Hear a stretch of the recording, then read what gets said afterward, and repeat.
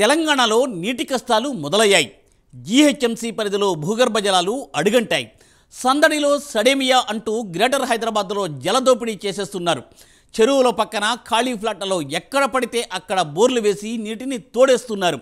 ఇప్పుడే ఇలా ఉంటే మండు వేసవిలో పరిస్థితి ఇంకా ఎలా ఉంటుందోనని ఆందోళన వ్యక్తమవుతోంది. ఇప్పుడు తెలంగాణ నీటి కష్టాలపై స్పెషల్ స్టోరీ ఇప్పుడు చూద్దాం.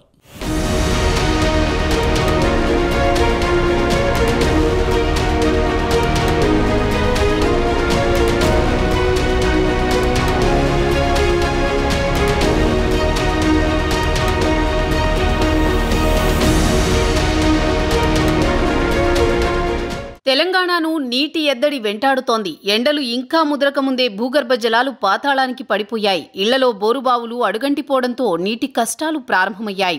గత ఏడాది వర్షపాతం తగినంతగా లేకపోవడంతో వేసవి మొదట్లోనే చాలా చోట్ల బోర్లు చుక్క నీరు లేకుండా ఇంకిపోయాయి. మరి ముఖ్యంగా గ్రేటర్ హైదరాబాద్ నగర పరిధిలో బకెట్ నీళ్లు దొరకడమే బంగారంగా మారడంతో ట్యాంకర్లకు గిరాకీ పెరిగింది. దీంతో రాత్రి పగలు అన్న తేడా లేకుండా అన్ని వేళలా ట్యాంకర్లు తిరుగుతూ కనిపిస్తున్నాయి. ఈ పరిస్థితిని సొమ్ము చేసుకునేందుకు అక్రమార్కులు రంగంలోకి దిగారు. తాగునీటితో దందా చేస్తున్నారు. చెరువుల పక్కన ఖాళీ ప్లాట్లలో ఇలా ఎక్కడ పడితే అక్కడ బోర్లు వేసేసి నీటిని తోడేసి దోపిడీ చేస్తున్నారు. తక్కువ ధరకొచ్చే వాటర్ బోర్డు ట్యాంకర్లకు భారీ బుకింగులు జరుగుతున్నాయి. రోజుకు 10,000 నీటి ట్యాంకర్లకు బుక్ అవుతున్నాయి. మొత్తం 7,800 ట్యాంకర్లే సరఫరా చేస్తున్నాయి. బుక్ చేసిన 4-5 రోజుల దాకా ట్యాంకర్లు రావడం లేదు.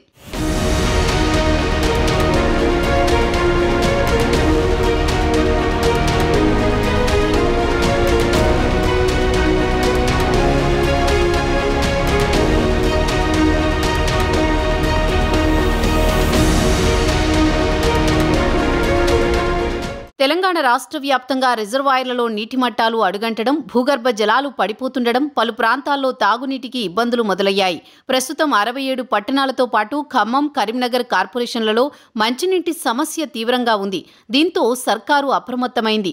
ఆయా ప్రాంతాల్లో వేసవి ముగిసే వరకు ప్రత్యామ్నాయ నీటి వనరులను గుర్తించి తాగునీరు సరఫరా చేయాలని నిర్ణయించింది. నాగార్జున సాగర్ నుంచి పాలేరుకు, ఉదయ సముద్రం రిజర్వాయర్ ద్వారా నల్గొండ, ఖమ్మం పట్టణాలకు నీటిని అందించేందుకు ప్రభుత్వం చర్యలు చేపడుతోంది. మిడ్మానేరు, ఎల్ఎండి నుంచి కరీంనగర్ పట్టణానికి నీటిని అందించేందుకు ప్రత్యామ్నాయ ఏర్పాట్లు చేస్తోంది. తాగునీటికి ఇబ్బంది రాకుండా సర్కారు ప్రత్యేక చర్యలు చేపట్టినట్లు ప్రభుత్వ వర్గాలు వెల్లడించాయి. జూన్ వరకు ఎండల తీవ్రత పెరిగినప్పటికీ తాగునీటి ఎద్దడి లేకుండా అన్ని గ్రామాలు, పట్టణాల్లో తాగునీటి సరఫరా జరిగేలా చర్యలు చేపడుతున్నట్లు తెలిపాయి.